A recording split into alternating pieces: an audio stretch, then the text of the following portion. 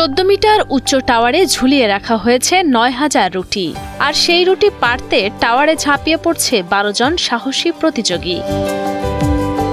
কম সময়ে সবার আগে নিজের কোমরে ঝোলানো ব্যাগে রুটি ভরতে পারবে সেই হবে চ্যাম্পিয়ন।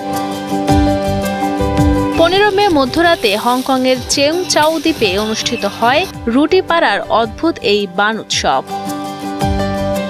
60 ফুট উঁচু টাওয়ারটিতে উঠতে বিভিন্ন কৌশল ব্যবহার করছিলেন প্রতিযোগীরা, যার মধ্যে ছিল 3 জন নারীও। এ সময় কেউ কেউ রুটির টুকরো ব্যবহার করে ধাপ তৈরি করেছিলেন, আবার কেউ কেউ রুটির ভেতর দিয়ে রাস্তা তৈরি করেছিলেন। 3 মিনিটের এই প্রতিযোগিতায় পুরুষদের থেকে বেশি রুটি সংগ্রহ করে জয়ী হন এক নারী।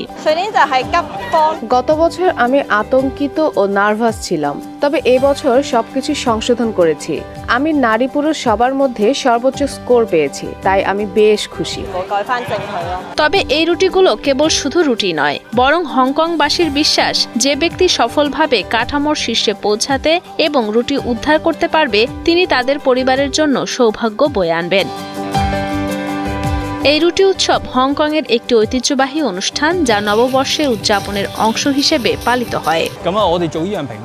এই রুটি একটি ভাগ্যবান রুটি। বান খাওয়ার পরে লোকেরা বিশ্বাস করে যে তারা নিরাপদ এবং সুস্থ থাকবে।